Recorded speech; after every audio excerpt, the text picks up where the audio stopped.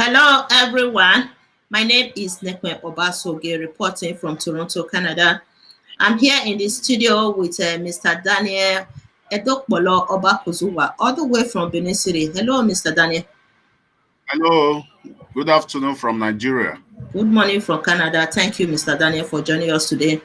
And today we are here to discuss about Edo State politics. Yesterday, I had the opportunity to ask the Governor Noerase Obaseki, question with regards to security in the state, and the answer was quite pathetic. Mr. Daniel, security issue in Edo State is becoming alarming these days. It seems as if the governor is not in control of security anymore with the answer he gave me. I'm going to play the video of the question and answer. So our next panelist is Nekmen Obasuki. She's joining us from Canada today. Nekmen is a Benin cultural propagator and the founder of Nebo TV in Toronto. Miss Nekmen, what's your question, please? I can hear you, okay. Good evening, Your Excellency. My name is Nekmen Obasoge from Canada. Your Excellency, you know that security is very paramount in this upcoming election. You have many supporters, but some of your supporters are very bold campaigning for your re-election. And there are security threats from the opposition. My question is, as the incumbent governor of Edo State, how will you provide security for some of your supporters who are receiving threat messages from the opposition and deal with any security issue that will limit the ability of Edo citizens from voting in this next election, Your Excellency? Thank you, Nekmen. Should I answer or we'll take more questions? No, I think this is just the one for now. Okay, thank you, Nekmen. Yes, you have raised an issue that is very, germane, and it's of great concern to us. I am the Chief Security Officer. It's my responsibility to ensure that people, lives and property are safe in Edo State. But when the Chief Security Officer is the one being attacked, what do you do? I think that's the key question. A couple of things. First, last week, I spoke to the international community, a group of diplomats, to inform them as to what is going on in Edo State. And part of what we're doing with this session is for all you also to raise your voices and speak as one and implore the federal government, the security agencies that have the force of state, that have the instruments of coercion, to please do what is right by ensuring they protect us and they help save Edo from crisis. For the opposition party, is a deliberate strategy. They know that they cannot win an election. They know clearly that Edo people are in one voice and one accord, and we've decided on where we want to go. So for them, they just want to be spoilers. If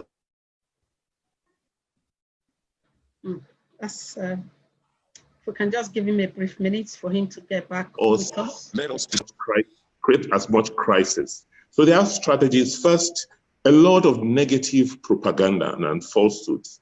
And secondly, intimidation. Tearing down my posters, smashing cars, sending threatening calls. But we are much more than them. So they cannot overwhelm us. That is the good side of, but they want to provoke us into violence so that they will have excuses to either postpone the elections or to declare the elections as inconclusive. Mm-hmm. These are all tools of the opposition to truncate democracy.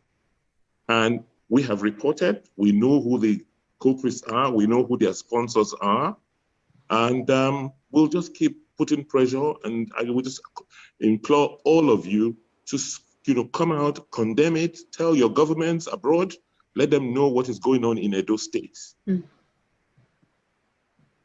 Thank you very much. Thank you very much. Thank you so much, Your Excellency. As a matter of fact, this particular question, and the response from His Excellency is one matter that is at the heart of the whole.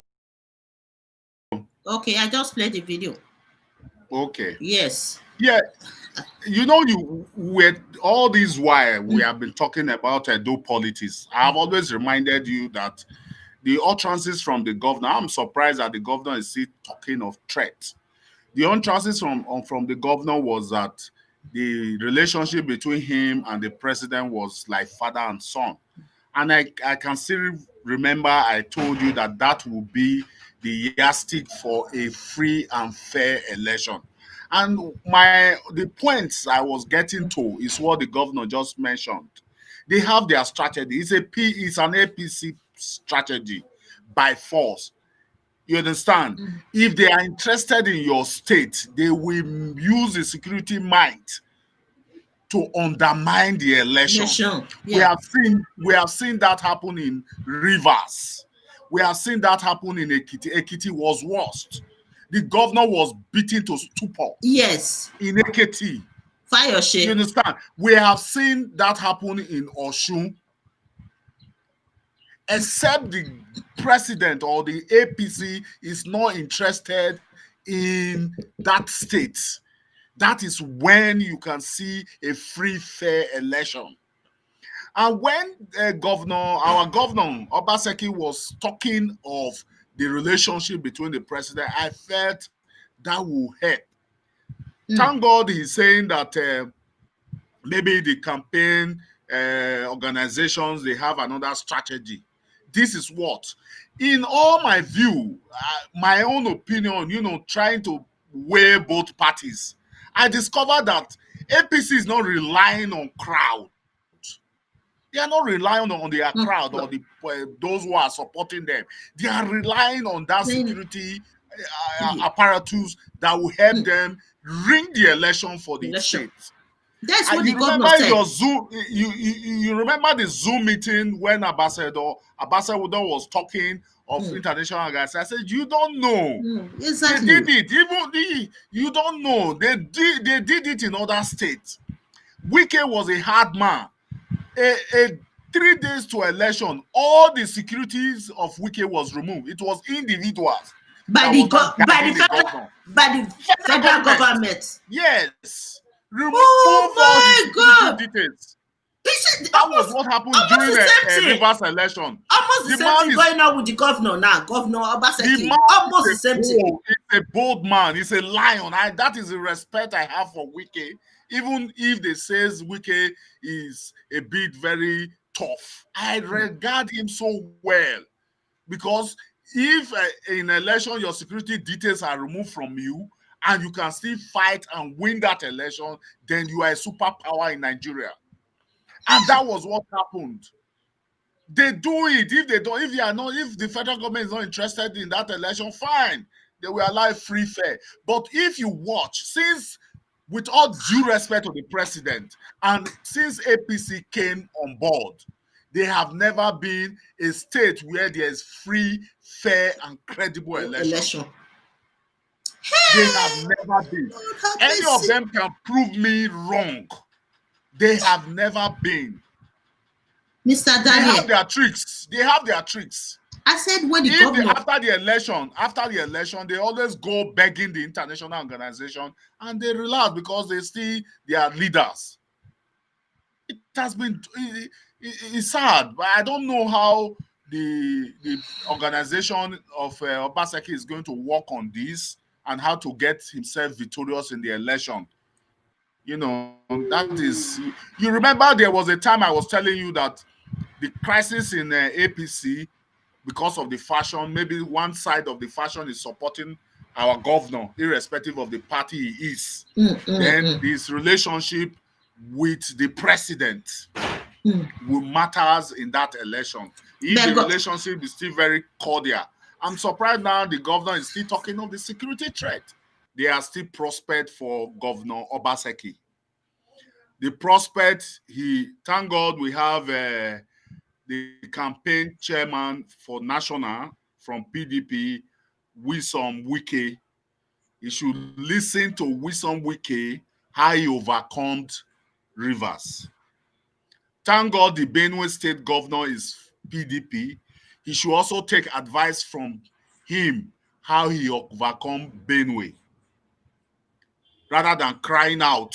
Okay. Yeah. Thank God Tambuwa is a PDP governor. He should also meet Tambuwa and take advice on how he can overcome those issues. Okay. When he work with these governors, I am very sure he's going to be victorious. So he has to keep his head down. The campaign organization must meet these three governors and work out plans with them on how they overcome their state, more especially Rivers. Rivers was, in fact, that is where I respect that man, Wike. Wike, yeah.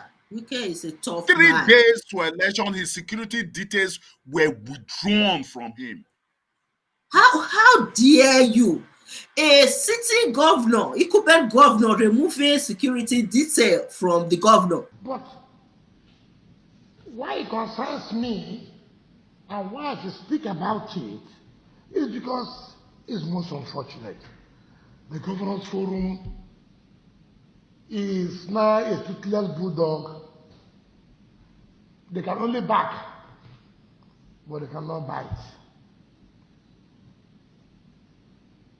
They can only bark, but they cannot bite. It's unfortunate.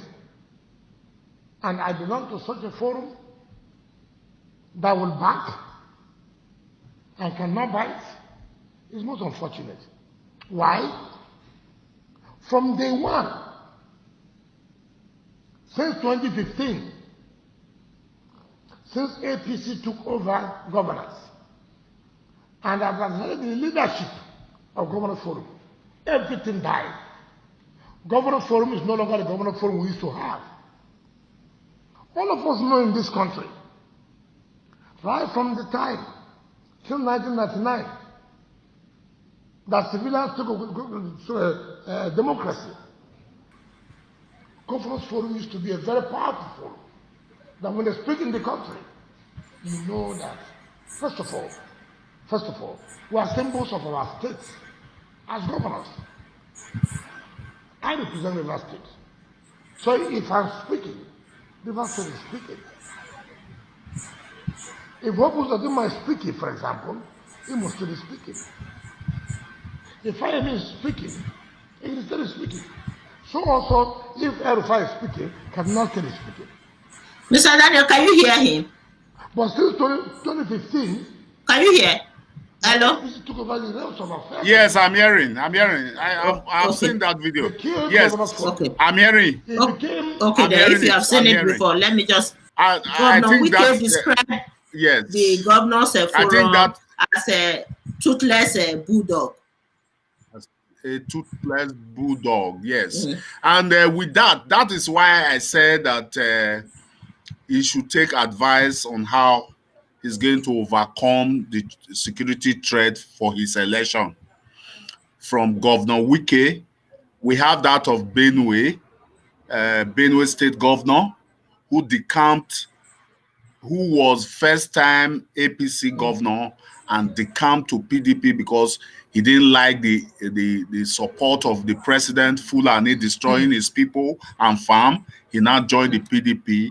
It was also a very tough one for him.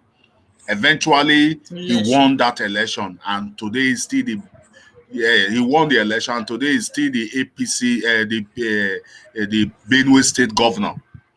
He should also learn from Tambuwa. First tenure was APC, and today is PDP and remains governor. With these ones, I believe he can overcome.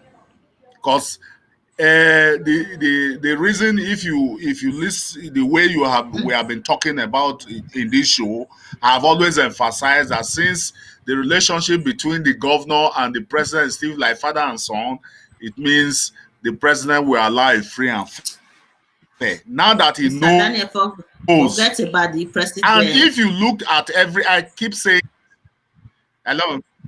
If you looked at APC, they are not bothered that they are not. They keep telling you Obaseki has a crowd, but they will go to Osadebe's house. You understand? They keep. If you are in their midst, you need to hear them. That they forget election. We are going to Osadebe's house, Osadebe Avenue. It's because they are still relying on the old fashion of the APC. Rigging elections. Yes. They use the police. They use security. They will use the security to tie you down. You can't move. Hey, in a democratic society like Nigeria, they allow those APC to carry arms, and police will be looking at them. They throw away the other eye, and they drive away people from the polling booth and carry the ballot box. Tomorrow, the following day, you hear the INEC announcing the result in favor of APC. It's not the first time we are seeing it done in Nigeria. Osun was taken by force. Just as the governor said that they now declared it inconclusive. Inconclusive when the day was the following day was set for the election. The PDP youth leader was killed on the day of election in Osun State. Gone and drive them away from to come to the polling booth. And eventually, that was how PDP lost Osun. Ekiti, Fayemi was handing over and wanting to give it to a PDP candidate. A governor, number one citizen, the chief security officer was beaten to Fayose. And information, yes, an information that talks from Benin was hired to Ekiti to do that damage in police uniform. In police uniform, it's a story everywhere in Benin, and some of the names we don't want to mention. No, we don't mention names here.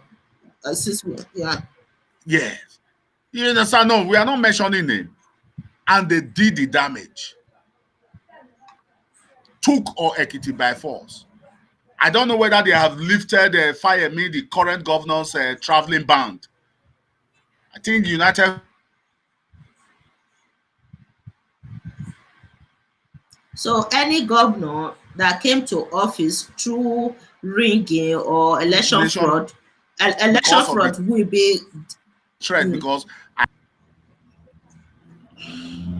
No, yes, it was warned. The United Nations warned them that if they had said any say they were fraudulent result, they will ban whoever is beneficial, giving a visa ban on them.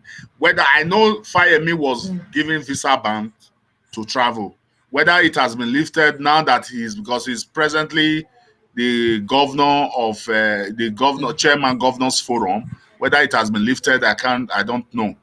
So if you see all these, but the governor should not lose hope. Just as I have said earlier, let him seek advice from Wike, the Benue State governor, and Tabuwa. Their experience. When these people sit down with him on how they were able to manage their state in during that election period and crisis, then victory is sure for him. Because Edo people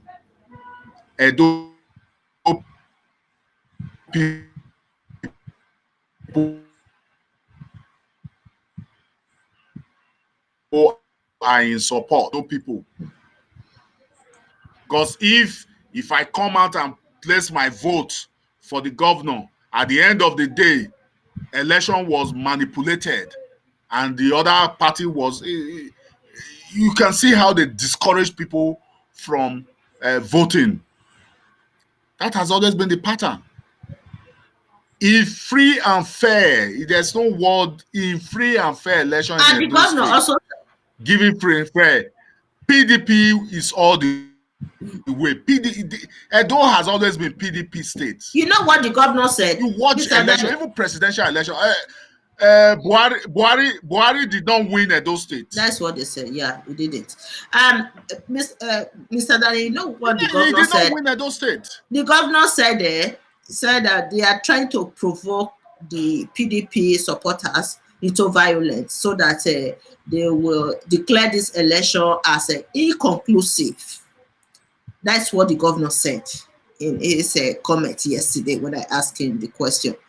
I will pray the governor not to allow that to happen. That's what the governor was saying. I will pray, yes. I will pray the governor not to allow that happen. If it does happen, I'm telling you, Edo people don't have that mind of coming out this a day that will be set. I am living in this state. I know their mind. On that election day, all of them are willing. Call another day for election, they will not come out. Yes. Then, if APC is able to give money to their supporters with transport and cars to the polling booth, definitely they have left for APC. He should pray. He should he should learn from Wike. Yeah. If election is being declared inconclusive in some states and he's already having majority, that even if you put all those elections together, it will not change the result. Fair for him. So he also said one thing. He said he complained to the international community, okay, to intervene in this crisis in Edo State. And he also encouraged us to come together as one to protest against the federal might in the state, telling the federal government to do the right thing by providing security. He said we should speak with our government. That's what he said. For instance, I live in Canada. We can speak with our government here about what is going on in Nigeria. And it can be done. It can be done. Well, yes. The issue is this. Yes, but I don't see any positive thing coming from outside the country. But the international community can also intervene. They can impact the election. They can impact it.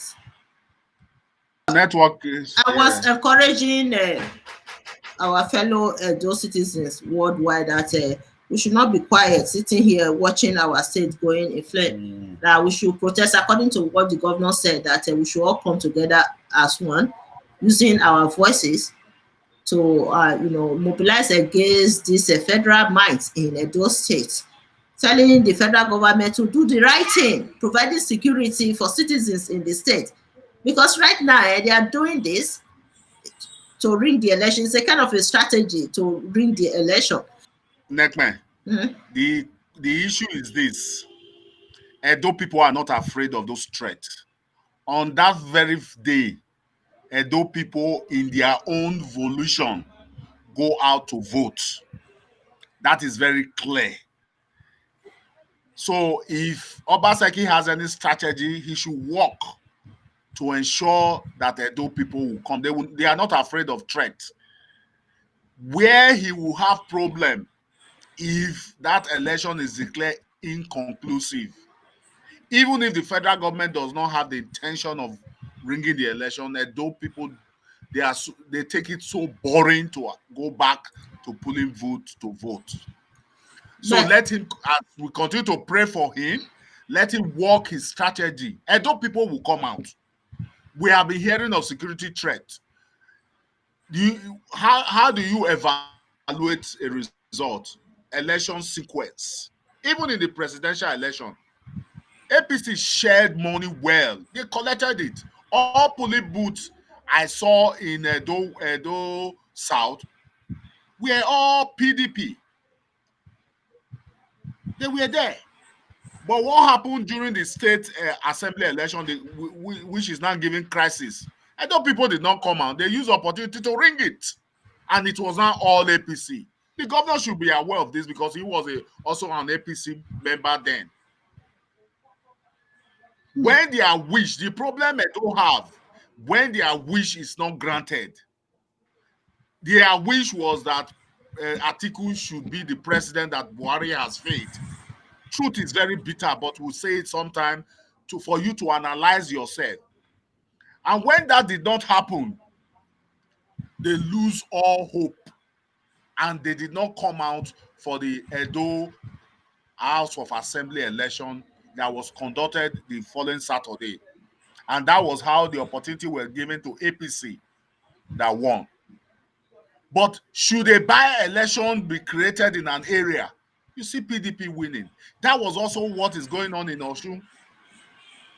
So with this analysis, past election, you should be able to prepare yourself to ensure that there is non-inconclusive. No matter the threat, Edo people will come out. The only slogan he's going to be shouting, begging the Edo people to come out. Mr. Daniel, okay, thank you. I think we have to end this show now. We'll come back again. Okay, let's end this show like this. It's getting too long. Many people are complaining about our show being too long sometimes. They can't finish watching it. So let's end this show like this. Thank you, Mr. Daniel. Because you are there in Benin City, you know everything that is going on. So let's come back again for another topic. If we come back for today again, I'm not sure. Otherwise, it will be tomorrow, right? Okay, guys, if you are watching right now, share this video and watch this video from the beginning and listen to what the comment of the governor himself yesterday during a Zoom meeting. If you are living or if you are not aware of the Zoom meeting going on, please, guys, try to follow the Zoom meetings every Saturday, 7 p.m. in Nigeria. Okay, follow the Zoom meeting and listen to the governor. You can also ask the governor question. Okay. So that's all for today. Thank you, Mr.